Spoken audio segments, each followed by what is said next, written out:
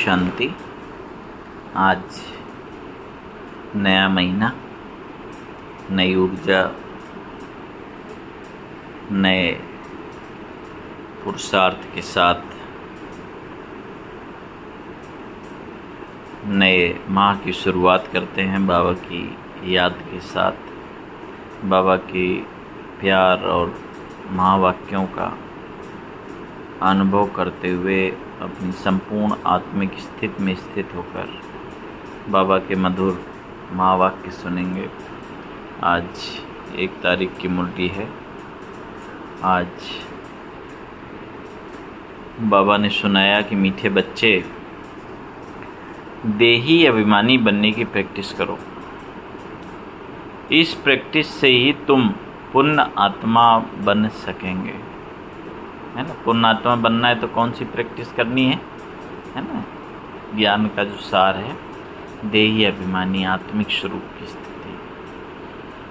आज की मुरली में बाबा ने प्रश्न किया, किस एक नॉलेज के कारण तुम बच्चे सदा हर्षित रहते हो? कौन सा एक नॉलेज है जिसके कारण तुम हर्षित रहते हो? तो उत्तर है, तुम्हें नॉलेज मिली है कि यह नाटक बड़ा वंडरफुल बना हुआ है। इसमें हर एक एक्टर का अविनाशी पार्ट नूंदा हुआ है। सब अपना अपना पार्ट बजा रहे हैं। इस कारण तुम सदा हर्षित रहते हो, है ना। कौन सा ज्ञान मिला हुआ है? वर्ड ड्रामा का, वर्ड साइकिल का। ये नाटक बड़ा वंडरफुल है और सबका अपना पार्ट है। तो साथियों का पार्ट देख रहे हो, इसलिए हर्षित रहते हो। आज की मुद्दे से दूसरा बाबा ने प्रश्न किया कि कौन सा एक हुनर बाप के पास ही है, दूसरों के पास नहीं है? कौन सा एक हुनर बाप के पास है, दूसरों के पास नहीं? उत्तर दिया बाबा ने, देही अभिमानी बनाने का हुनर एक बाप के पास है। क्यों है उसके पास? क्योंकि वह खुद सदा देही है ना, सुप्रीम है। यह हुनर किसी भी मनुष्य को आ नहीं सकता, क्योंकि सभी शरीरधारी हैं। केवल एक वही देही है, तो इसलिए देही अभिमानी बनाता है। ओम शांति। रूहानी बच्चों अर्थात आत्माओं प्रति बाप बैठ समझाते हैं।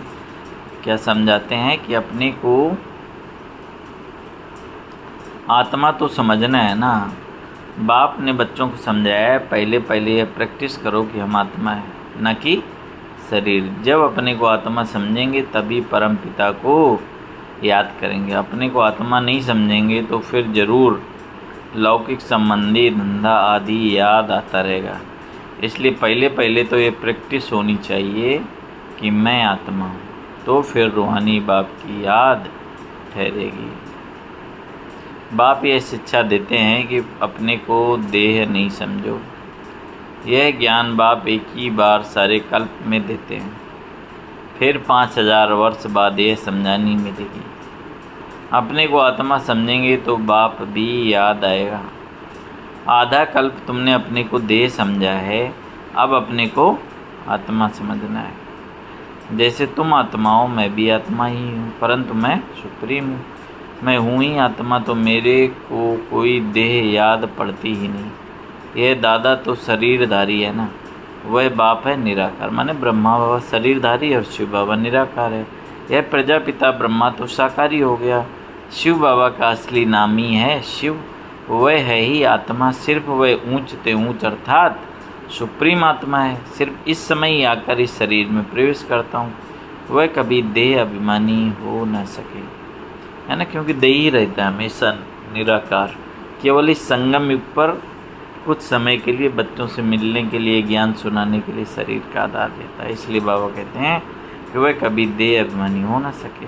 देह अभिमानी साकारी मनुष्य होते हैं, वह तो है निराकार।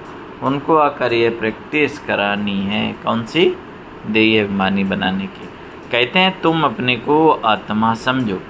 मैं आत्मा हूँ, यह पाठ बैठकर पढ़ो, है ना। ब्रह्मा बाबा ने कितना अभ्यास किया, लिखते थे हैं कितनी बार, है ना। मैं आत्मा हूँ, यशोदा आत्मा है ना। बच्चों का नाम लिख के ऐसे प्रैक्टिस करते थे। तो बाबा ने बोला, ये पाठ पक्का करो।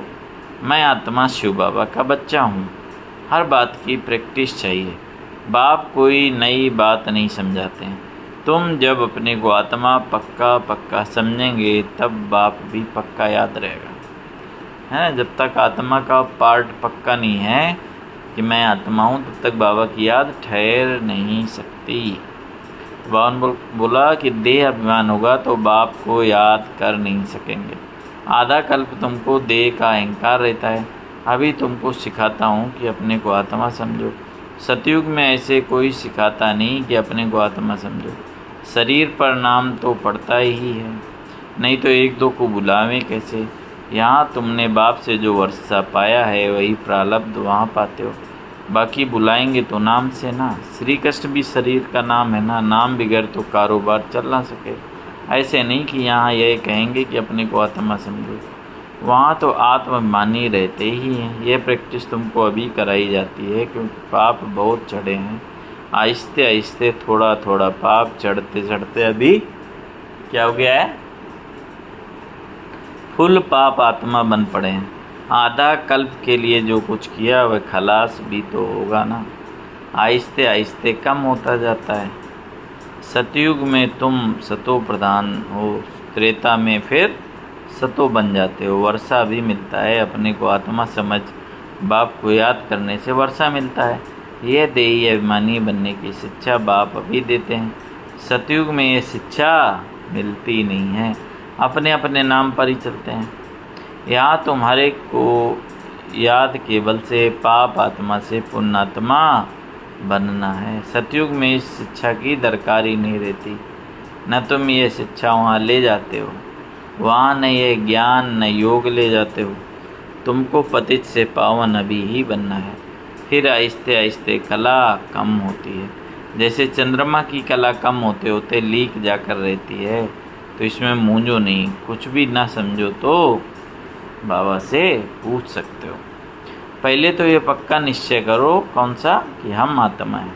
तुम्हारी आत्मा ही अभी तमो प्रधान बनी है, पहले सतो प्रधान थी। फिर दिन प्रतिदिन कला कम होती जाती है। मैं आत्मा हूँ यह पक्का न होने से तुम बाप को भूलते हो।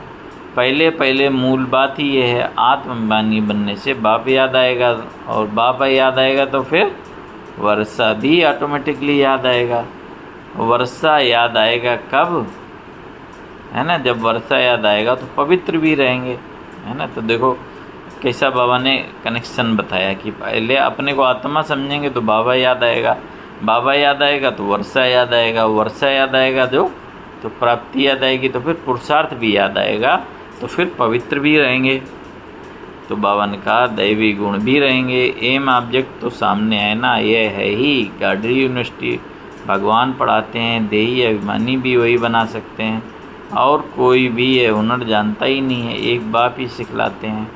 ये दादा भी पुरुषार्थ करते हैं, माने ब्रह्मा बाबा। बाप तो कभी देह लेते ही नहीं, तो उनको देही अभिमानी बनने का पुरुषार्थ करना पड़े। वह सिर्फ इस समय ही आते हैं तुमको देही अभिमानी बनाने। ये कहावत है ना, जिनके माथे मामला वह कैसे नींद करें। बहुत धंधा आदि टू मच होता है तो फुर्सत नहीं मिलती, और जिनको फुर्सत है वह आते हैं बाबा के सामने पुरुषार्थ करने। कोई नए भी आते हैं, समझते हैं नॉलेज तो बहुत अच्छी है, गीता में भी ये अक्षर हैं, मुझ बाप को याद करो तो तुम्हारे विकार विनाश हो जाएं। तो बाप समझाते हैं, बाप कोई को दोष नहीं देते हैं, ये तो जानते हैं तुमको पावन से पतित बनना ही है, और हमको आकर पतित से पावन बनाना है ना। तो बाबा देखो कितना निश्चिंत है। कोई किसी को ड्रामा, किसी को दोष नहीं देते, ड्रामा ही ऐसा है। बाबा बोला तुमको पावन से पतित बनना है, और हमको फिर आकर पतित से पावन बनाना है। ये बना बनाया ड्रामा है, इसमें कोई की निंदा की बात नहीं। तुम बच्चे अभी ज्ञान को अच्छी रीत जानते हो, और कोई भी ईश्वर को जानते ही नहीं, इसलिए निधन के नास्तिक कहलाए जाते हैं। अभी तुम बच्चों को कितना समझदार बनाते हैं, टीचर रूप में शिक्षा देते हैं, कैसे ये सृष्टि का चक्र चलता है। ये शिक्षा मिलने से तुम सुधरते जाते हो। भारत जो शिवालय था स्ववैश्यालय, इसमें गिलानी की बात नहीं, ये खेल है। तो बाप समझाते हैं तुम देवता से असुर कैसे बने हो। ऐसे नहीं कहते क्यों बने हो, है ना, क्यों बने हो, क्योंकि ड्रामा बनना ही था, लेकिन कैसे बने हो ये बाबा बतलाते हैं। बाप आए हैं बच्चों को अपना परिचय देने और सृष्टि का चक्र कैसे फिरता है ये नॉलेज देते हैं। मनुष्य ही जानेंगे ना, अभी तुम जानकर फिर क्या बन जाते हो। बावन बोला अभी तुम जानकर फिर देवता बनते हो। ये पढ़ाई है मनुष्य से देवता बनने की, जो बाप ही बैठ पढ़ाते हैं। यहाँ तो सब मनुष्य मनुष्य हैं, देवता तो इस सृष्टि पर आ नहीं सकते जो टीचर बनकर पढ़ाएं। क्यों नहीं आ सकते? क्योंकि पतित सृष्टि में देवताओं के पैर नहीं रहते ना, तो इसलिए बावन बोला कि वो देवता नहीं आ सकते। पढ़ाने वाला बाप देखो कैसे पढ़ाने आते हैं। गायन भी है, परमपिता परमात्मा कोई रथ लेते हैं, ये नहीं लिखते कि कौन सा रथ लेते हैं।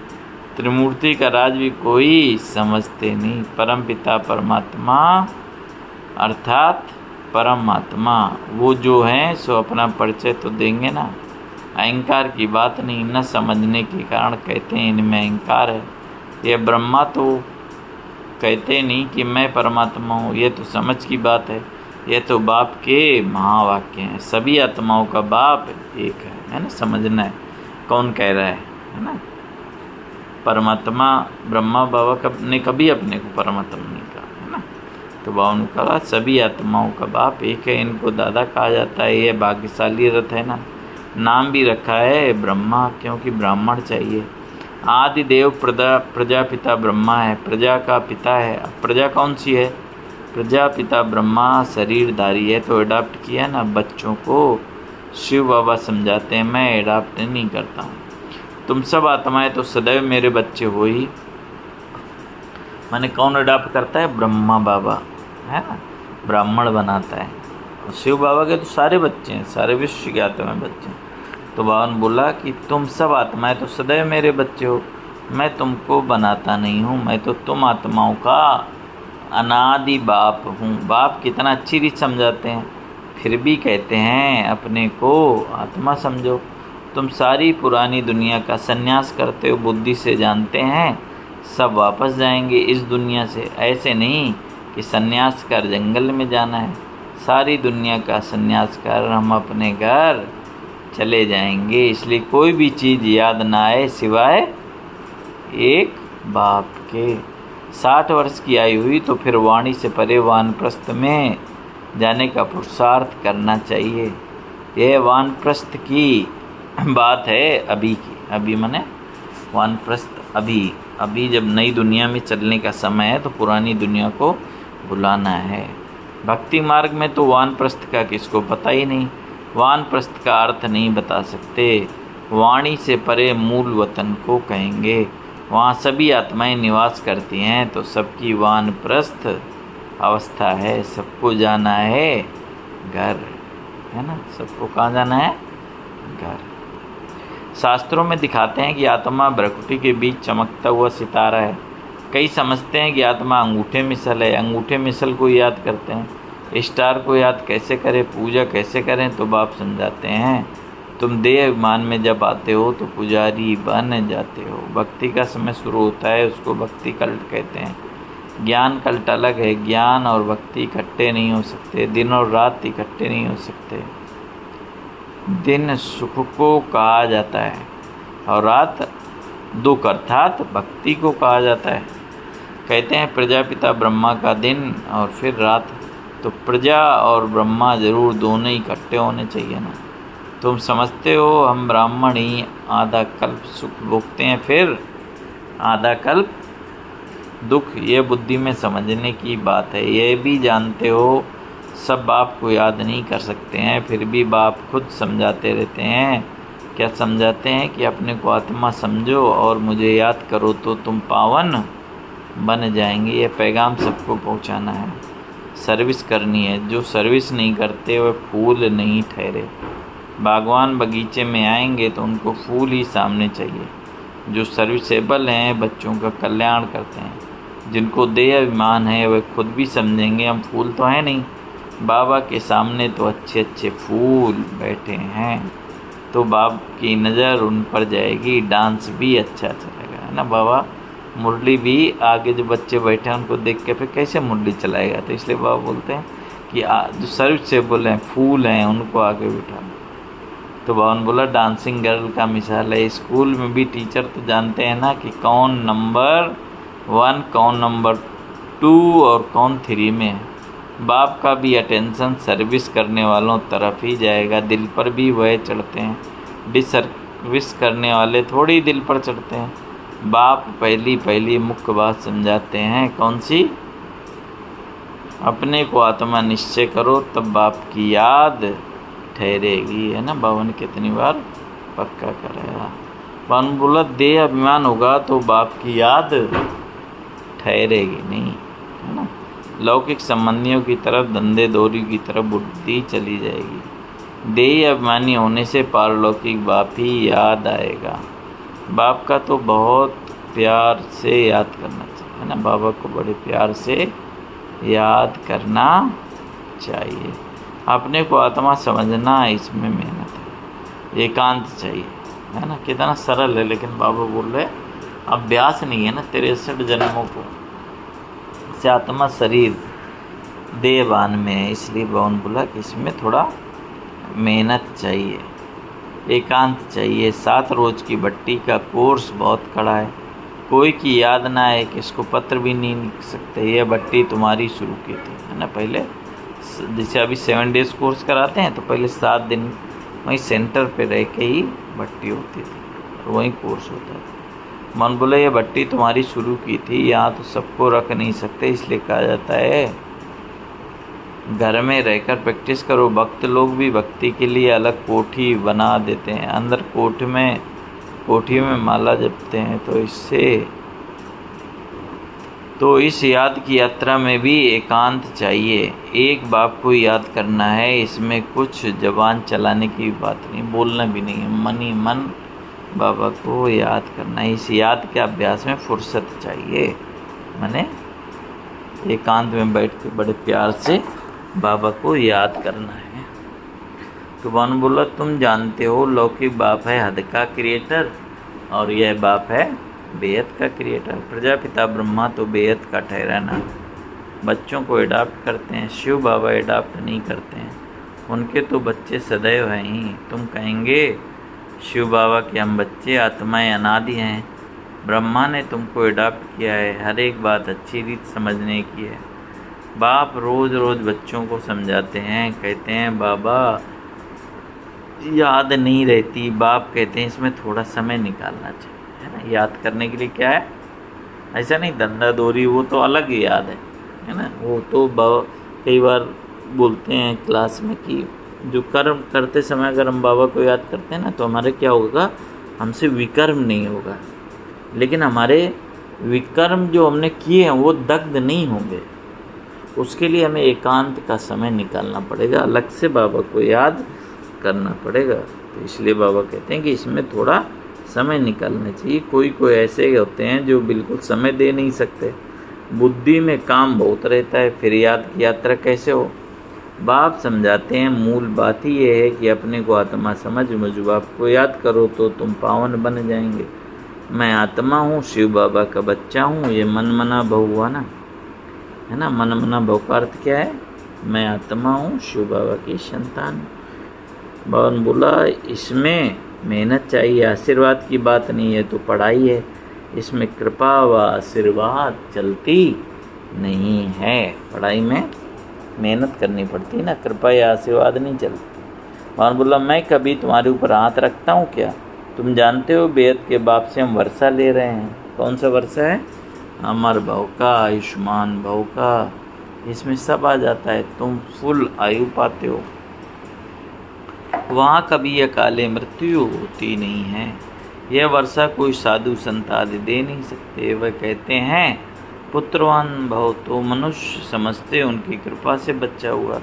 बस जिनको बच्चा नहीं होगा वह जाकर उनका शिष्य बनेंगे। मान बोला ज्ञान तो एक ही बार मिलता है, यह है अव्यभिचारी ज्ञान, जिसकी प्रारब्ध फिर आधा कल्प चलती है। फिर है अज्ञान, भक्ति को अज्ञान कहा जाता है। हर बात कितनी अच्छी रीत समझाई जाती है। अच्छा मीठे मीठे शिकलदे बच्चों प्रति माता पिता बाप दादा का याद प्यार और गुड मॉर्निंग। रूहानी बाप की रूहानी बच्चों को नमस्ते। हम रूहानी बच्चों की रूहानी बाप दादा को याद प्यार गुड मॉर्निंग। नमस्ते बाबा, नमस्ते। शुक्रिया बाबा, शुक्रिया। क्या सुनाया बाबा ने आज मुरली में? मुख्य धारणा के लिए मुख्य सार है, अभी वानप्रस्थ अवस्था है, इसलिए बुद्धि से सब कुछ संन्यास कर एक बाप की याद में रहना है। एकांत में बैठ अभ्यास करना है। कौन सा अभ्यास करना है? हम आत्मा हैं, ये अभ्यास करना है। दूसरा पॉइंट है, सर्विसेबल फूल बनना है। देह अभिमानवश ऐसा कोई कर्म नहीं करना है जो डिसर्विस हो जाए। बहुतों के कल्याण के निमित्त बनना है। थोड़ा समय याद के लिए अवश्य देना है। आज की मुरली से बाबा ने बहुत ही मीठा वरदान दिया है। परमात्म ज्ञान की नवीनता कौन सी है? पवित्रता। तो बाबा ने बोला परमात्म ज्ञान की नवीनता, पवित्रता को धारण करने वाले सर्व लगावों से मुक्त भव। परमात्म ज्ञान की नवीनता, पवित्रता को धारण करने वाले सर्व लगावों से मुक्त भव। इस परमात्म ज्ञान की नवीनता ही पवित्रता है। फलक से कहते हो कि आग और कपूर इकट्ठे रहते भी आग नहीं लग सकती। विश्व को आप सबकी यह चैलेंज है कि पवित्रता के बिना योगी व ज्ञानी तो आत्मा नहीं बन सकते। तो पवित्रता अर्थात संपूर्ण लगाव मुक्त, किसी भी व्यक्ति व साधनों से भी लगाव न हो, ऐसी पवित्रता द्वारा ही प्रकृति को भी पावन बनाने की सेवा कर सकेंगे। तो बाबा ने बोला सबसे मुख्य है नवीनता ही क्या है? बाबा के ज्ञान की नवीनता ही क्या है? पवित्रता है। पवित्रता अर्थात बाबा ने बोला संपूर्ण लगाव मुक्त, है ना, कहीं भी बुद्धि फंसी हुई ना हो। स्लोगन है पवित्रता आपके जीवन का मुख्य फाउंडेशन है, इसलिए धरत परिये धर्म न छोड़े, है ना। धरत परिये माने जमीन पर भी आपको सोना पड़े, लेकिन अपनी धारणाओं को आपको नहीं छोड़ना है। अच्छा, ओम शांति। बाबा ने बहुत ही मीठी मुरली चलाई और बाबा ने बार बार आज विशेष रूप से अभ्यास करने का, आत्मिक स्वरूप का अभ्यास। बाबा जैसे देही अभिमानी सदैव रहता है ना, तो उसी देही अभिमानी स्थिति में हम रहेंगे, तभी हमारे विकर्म विनाश होंगे। बाबा की याद रहेगी, है ना, बाबा की याद रहेगी तो वर्षा याद रहेगी, और वर्षा याद रहेगी तो ऐसी दुनिया में चलने के लिए हमें क्या पुरुषार्थ करना है ना। तो फिर बाबा धारणाएँ भी याद रहेंगी। अच्छा, ओम शांति, ओम शांति, ओम शांति।